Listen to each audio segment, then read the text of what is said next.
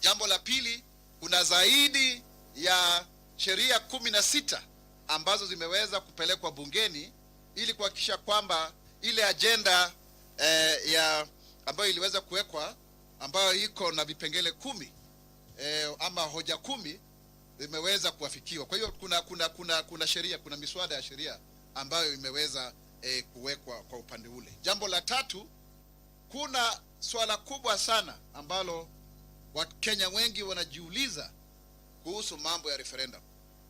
Je, ni vipi tutaweza kufanya jambo hilo? Kwa mfano, utakuta kwamba ukiangalia katika katiba yetu, ni kweli kwamba sasa hivi tumeweza kupitisha muda ambao ulikuwa unahitajika ndiposa tuweze kuwa na ile referendum ama kugawanyisha katika ile mipaka ambayo pengine ni ya maeneo bunge na kadhalika. Kwa hiyo mambo hayo tunayashughulikia kwa sababu ndio uliona kwamba makamu waziri mkuu Musalia Mudavadi akisema kwamba tunaweza kufanya hilo jambo wakati tunaenda katika uchaguzi kama swala la 7. So we are saying that the whole issue of the NADCO report is critical to us, and those people who are saying that we are not keen on ensuring that we implement the NADCO report, I think they are misguided. The government is extremely committed to the NADCO report, and that is why we have actually come up with various means to implement it. The 5-member committee is already on course. We had a very good meeting and a very good briefing with all of the PSs last week on Wednesday, and we have taken 3 main ways of implementing the NADCO report. Number 1 is that we have developed templates for each of the 54 state departments on their mandate. That is extremely important. On their mandate, we have actually implemented that, so that every principal secretary who is in charge of a state department knows what they are supposed to do, like the reduction of the cost of living and water bill. Number 2, we have also taken the legislative angle, whereby 16 bills are already at various stages in Parliament, both the National Assembly and the Senate, to ensure to this broad-based government that we are actually very serious in terms of implementing what we have agreed. And the third route is a constitutional amendment and the referendum question, because we will end up having a referendum based on 2 of the 10 points agenda. 8 can be done administratively, but 2 require referendum. And therefore, we need to be guided by Chapter 16, Article 255, 56, and 57 of the Constitution of Kenya, because it affects the structure of the executive and also even how Parliament functions. And so therefore, anyone out there who is saying that we are not committed to the NADCO report is really not serious. Somebody who is seeking out for themselves, and yet we ourselves are fully and firmly committed under the leadership of His Excellency President William Ruto in that regard. The second issue that I would like to address is the issue of corruption. The government has remained steadfast in fighting corruption in the country. We are seeing some media reports saying, oh, we are losing this amount of money. But how are we doing it?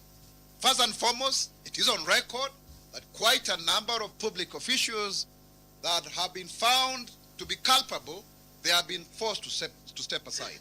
From CEOs of state corporations, chairmen of parastatals, even principal secretaries. That is on record.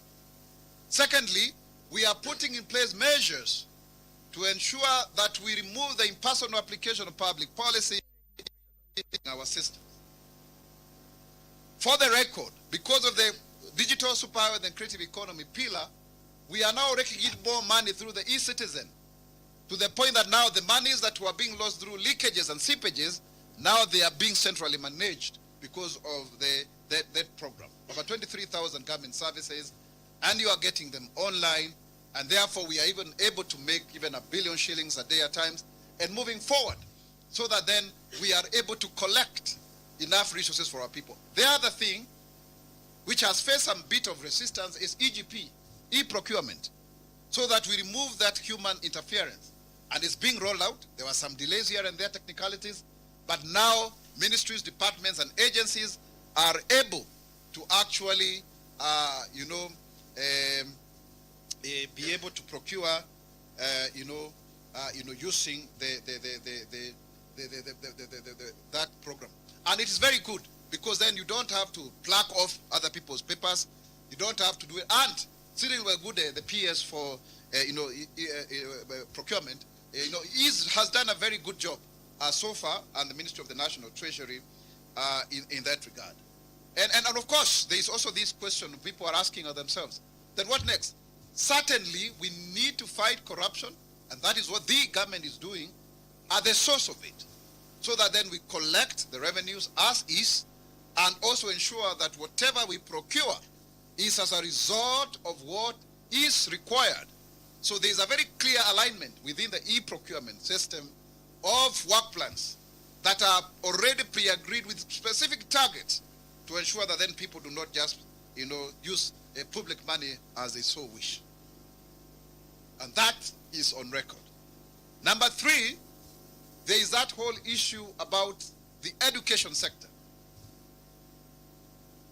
And we are proud to say as a government that now we've been able to transition our grade 10 learners successfully, over 90%, and we were ready by having the proper number of classrooms. We have also been able to ensure that people have gotten the schools that they deserve, and we've also been able to ensure that we've increased the number of teachers now to 100,000 as promised, and it is the commitment of the government that by the time we go to the next general elections, we'll already have done 16,000 more, so that we meet the 116,000 deficit that we had identified previously. There have, of course, been challenges of rolling out the competence-based education and training,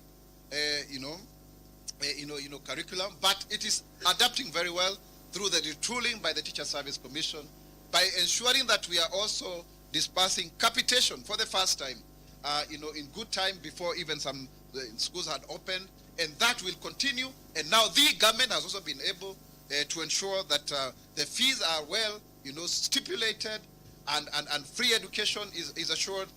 We are in the process of ensuring that we have 1,600 laboratories, and moving forward, we've also even been able to pay 4.6 billion to those who we owed in terms of the booksellers, so that then we are able to be on course. So the whole issue of transition of our education system is extremely well taken care of. Further to it is also important to state very clearly that the more people pay for SHA, the better. Whether be it police, be it teachers, be it all of the civil servants. So far, we have over 29 million Kenyans who have enrolled for this program. So we want to ask our fellow Kenyans, hii tabia ya unalipa alafu you only pay when you're sick, it's not good.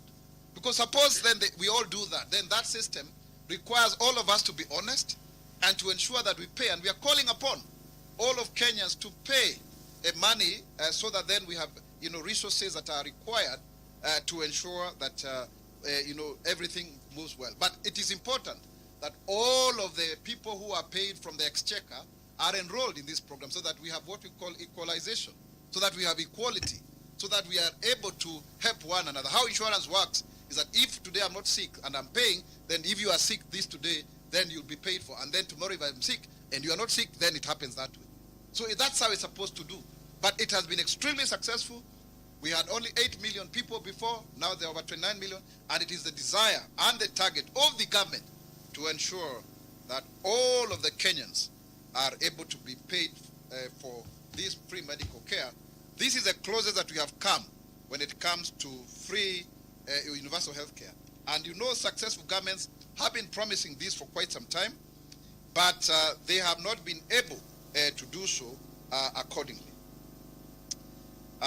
Another thing also that has been very of great concern here from the members of the public is the issue of deductions from the pay slip vis-a-vis tax payment. As you are aware, the government has made a decision that anyone who earns 30,000 shillings and below will have tax-free pay as you earn. This is a very great development, And even the next tier of payees, they will actually be only paying only 25%. That is extremely important because 1.5 million Kenyans are going to benefit. And I want to demonstrate to you as a government spokesman. Some people are saying, oh, no, we need to reduce. It has to be measured. And these deductions, is there a result for it? Yes. If you look at the housing levy, now we have buildings everywhere across the country.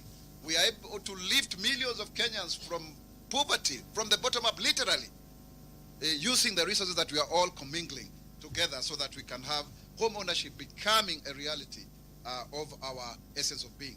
And further to it, these monies are not just for our own consumption.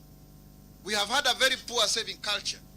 I think we are actually way behind if you look at the global trends. While a country like China is saving up to 55%, then we go there borrowing. We are saving only 7%. But by the end of this year, through these deductions of NSSF that people are talking about, we will be able to have saved over 1 trillion shillings. Monies that are much more than what we have been able to save since independence. How does that help us? Because then we are able to finance our own development. We are able to take care of our senior citizens in terms of pensions and what have you. And so therefore, the deductions are not just for the sake of it. If you look at even our model for Nyota, if you look at our model for Nyota, it's the same thing. You get 25,000 shillings startup capital, but 3,000 goes straight into savings. So it's very clear, even when you look at the whole issue of Hustler Fund, because one of the things that we promised as a government is that upon coming into power, we will be able to provide for a saving culture so that our country can be able to move forward. The government already has been able to roll out the Nyota program in a very big way, and we are now finalizing, and you can see the president interacting with our young people. The Nyota project business component is empowering 121,800 entrepreneurs nationwide, equally distributed with a maximum of 84 per each of 1,450 wards in Kenya. Remember, initially, we wanted to have 70, but now we've increased that and to 84, and also before we wanted to do 110,000, but we have since revised that to 121,000. So far, the people who have applied for this Nyota, we have over 2 million Kenyans. Can you imagine? Over 2 million Kenyans have applied for the business component, confirming the enterprising nature of our youth in Kenya. And this is not just money that we are giving. We also have mandatory trainings. All selected beneficiaries have undergone a 4-day mandatory business skills training to equip them with the necessary skills so that they know how to run the businesses. And we have had disbursement dates. Already we've done 44 counties. We have done 1,360 beneficiaries in the wards, the wards so far that have been covered, 1,360 up to 1,450. And also 114,240 have already been given their money, covering an amount of 2.856 billion. Please get these figures. 44 counties, 1,360 beneficiary wards, and 114,240 young people, and they are all walks of life. They have received 2.856 billion. And you've seen all of them, mothers, single mothers with children, young men, people doing all sorts of businesses, people with disabilities of all types of disabilities from across the country. You can now see the face of Kenya. And His Excellency the President has done a very good job in interacting with our young people and connecting with them. This week is a final week, and we are doing Garissa, 30 wards, Mandera, 30 wards, Wajir, 30 wards, between 11th and 12th of February. That's when we are finalizing as a government. And these disbursement events serve the purpose of high-level mentorship for the beneficiaries, public disbursements, and for counties to announce further support for beneficiaries. And you can even see our counties have actually been able also to waive, some of